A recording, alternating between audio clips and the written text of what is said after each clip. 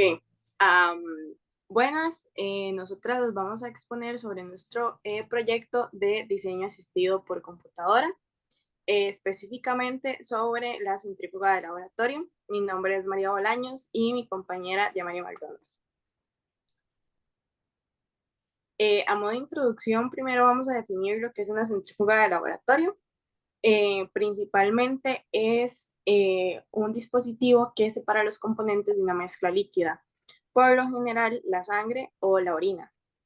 Esto depende de sus densidades y aplica una fuerza centrífuga, para la redundancia, que acelera la sedimentación de las partículas. Este proceso es de suma importancia para la recolección de diferentes muestras en lo que es la zona hospitalaria y para el análisis también de compuestos en diferentes investigaciones. Por otro lado, tenemos también la importancia de este curso como tal, de diseño asistido por computadora. Es muy importante porque aquí como eh, ingenieros en biomédica, adquirimos conocimientos más detallados sobre el diseño, sobre las distintas funciones. Aprendemos también directamente más sobre los dispositivos biomédicos y su eh, principal función. Y tomamos en cuenta aspectos como ensamblaje, diseños, eh, diferentes formas y una manera eficaz de usar los diferentes sistemas de computación.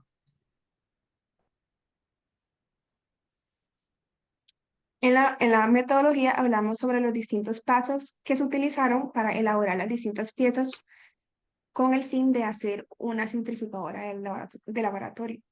Bueno, la primera pieza fue la base, en donde primero tuvo la creación del esbozo inicial, en donde se comenzó el proceso creando un esbozo en forma de cuadrado con las dimensiones 32 por 24 centímetros. Luego esto se extruyó la base a una profundidad de 40 centímetros. Luego se seleccionaron los bordes de la base y se aplicó una curvatura utilizando la herramienta de curvas. Y posteriormente se extrujo este material a 1 centímetro de profundidad con la herramienta de quitar material. Luego, luego en la parte frontal de la base se dibujó un cuadrado con las dimensiones de 38 por 23,72 y ese cuadrado fue extruido a 1 centímetro utilizando una herramienta de quitar material. Luego esto se dibujó un segundo cuadrado en la misma parte frontal con dimensiones 30 por 17,95 y este cuadrado fue extruido hacia adentro con la misma profundidad de 1 centímetro, nuevamente con el fin de que este coincida con la extrusión pasada. Y por último fueron la formación de los cuadrados en las esquinas superiores izquierdas, donde se dibujó un cuadrado con las dimensiones 3,83 por 1,50 y esta se extrujo a una profundidad de 1,50. Luego esto se elaboró el interruptor.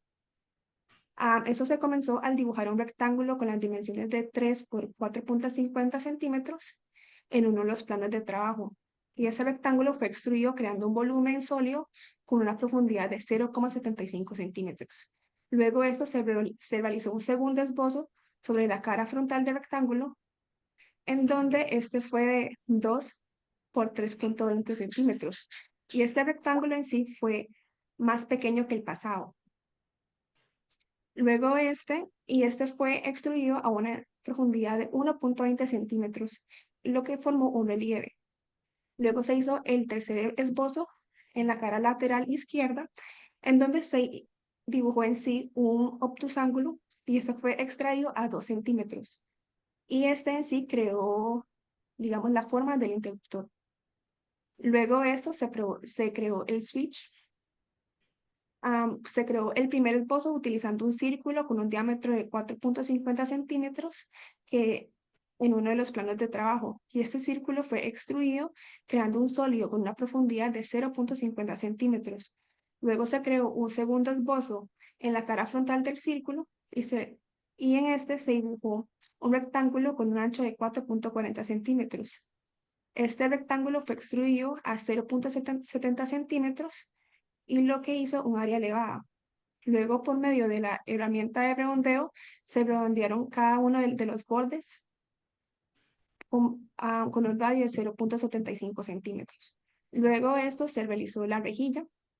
Aquí el primer esbozo que se creó fue utilizando la herramienta del rectángulo con las dimensiones de 12,50 y 11 centímetros en el plano del trabajo, y este se extruyó a una profundidad de 0,50.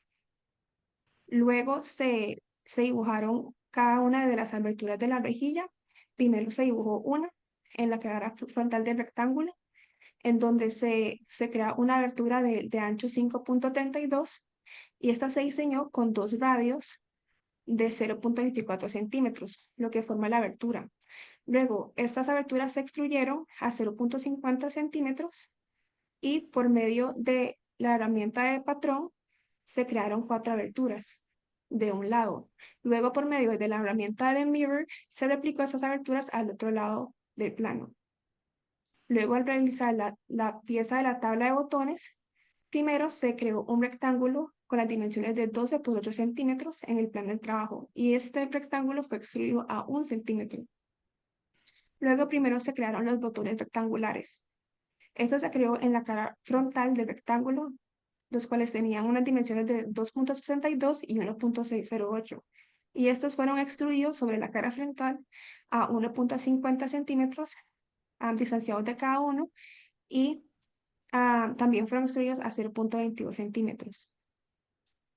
Luego, a la adición de los botones circulares, esta fue en la misma cara frontal del rectángulo, se dibujaron se dibujaron am, do- am, se dibujaron 6 círculos, los cuales tienen un diámetro de 0,51, y estos están ubicados dos debajo de cada rectángulo. Luego, luego de eso se hizo la pieza, que es un círculo de tubos, en donde se ubican los tubos de plasma. Esos tubos, primero lo que se hizo es que se comenzó creando un círculo con un diámetro de 18 centímetros, y ese se extruyó a 0,50 centímetros. Luego, en la cara frontal de ella, un segundo esbozo en el que se dibujaron 6 círculos, cada uno con un diámetro de 1,25, y estos se extruyeron hacia adentro con una profundidad de 0,50 centímetros. Luego, al realizar la siguiente pieza, que fueron los tubos de sangre. Luego, primero se creó el primer esbozo, en donde se dibujó un círculo con un diámetro de 1,25. Este se extruyó a una profundidad de 18,03 centímetros. Luego se hizo la conexión o el extremo del tubo en sí, en donde en el mismo plano del trabajo se realizó un segundo esbozo con, con un radio o un diámetro de 2,60 de 2 centímetros, y este fue extruido a una profundidad de 1,95. Luego en sí se creó el eje. Este se comenzó dibujando por medio de la herramienta de paletas, en donde se utilizó la forma de un octágono, y este fue extruido a una profundidad de 5 centímetros. Luego, en la tapa, lo primero que se hizo es que se comenzó dibujando un rectángulo con las dimensiones de 40 por 26 centímetros en el primer trabajo, y este rectángulo fue extruido a una profundidad de 6 centímetros. Luego, en la cara frontal del rectángulo extruido se realizó un segundo esbozo, donde se dibujó un círculo con un diámetro de 20 centímetros, y este fue extruido a una profundidad de 3 centímetros. Y por último, se hizo el cable, en donde aquí se comenzó elaborando una curva para después hacer un barrido para la apariencia del cable. Luego se le añadió un círculo de un diámetro de 5 centímetros y un cuadrado de 6,92 por 3,29 para simular la cabeza del conector, y dos más pequeños para los pines de 3,29 centímetros y el otro de 1,32 centímetros. Ok, ahora seguimos con el análisis de diseño. Aquí tenemos las diferentes vistas. Por ejemplo, tenemos la vista trasera, que se ve básicamente en la parte izquierda. Em, Luego tenemos em, la vista frontal, que en la vista frontal se pueden ver principalmente el tablero de botones, se puede ver el interruptor y el switch, además de la tabla, de la eh, tapa. Luego tenemos la vista derecha, se puede ver la rejilla que se elaboró y el tubo de ensayo que es simbólico, es para que se entienda un poquito más la función de la centrífuga. Luego tenemos la vista desde arriba, donde se aprecia principalmente el interior de la centrífuga, donde se ubica cada uno de los tubos eh, que se van a utilizar independientemente del líquido que tengan. También tenemos la parte inferior, que se aprecia nada más un rectángulo, y básicamente esas serían las vistas que tenemos. Por el lado de las discusiones, podemos tocar en realidad varios temas, pero en este caso principalmente vamos a hablar de la precisión del diseño. Este, aquí con lo que son, por ejemplo, los interruptores, switches y las rejillas, es crucial saber el funcionamiento como tal en la centrífuga para poder dar un sentido como tal y no simplemente llegar y ponerlos al azar. Luego también saber las dimensiones para saber cómo funciona cada elemento y garantizar que sea un diseño efectivo. Eh, un ejemplo es que la rejilla permita el flujo adecuado de aire y por eso el tamaño de cada uno de los agujeros que tiene la rejilla.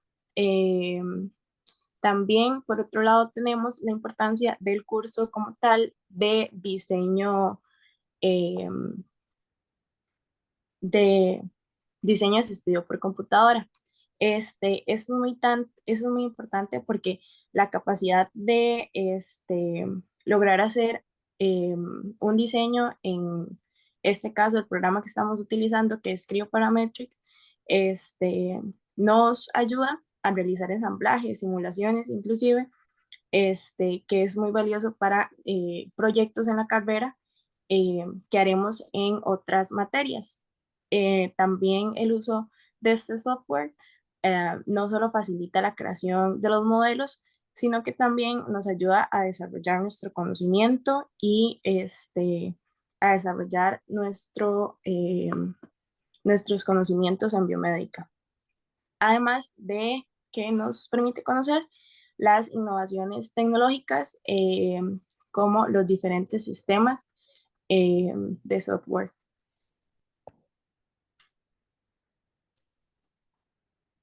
Bueno, como conclusiones, primero les voy a hablar sobre la importancia de la centrífuga en las ciencias de ingeniería biomédica. La centrífuga de laboratorio es esencial en diversas disciplinas científicas y médicas debido a su capacidad en sí para separar componentes de una mezcla líquida con base en sus densidades. También aquí se vieron los beneficios del curso en Creo Parametric, en donde este curso proporciona habilidades valiosas para diseñar y modelar distintos componentes mecánicos y complejos. Además, la integración de software de CAD como en sí Creo Parametric es en el diseño de la centrífuga de laboratorio, este mejora significativamente la precisión y la eficiencia del proceso de diseño. El uso de esta herramienta permite la creación de prototipos virtuales, lo que facilita la evaluación y ajuste de diseños ante la fabricación. Ok, para terminar, tenemos lo que es el apéndice. Básicamente aquí lo que ubicamos fue el diseño que utilizamos como guía este, para realizar el proyecto como tal. De aquí agarramos algunas ideas, como son los botones, el círculo, más o menos la tapa y el diseño de la base. Aún así, igualmente le agregamos un tablero de más, agregamos un tubo. El círculo donde van los tubos es también bastante diferente y lo podemos ver acá en esta.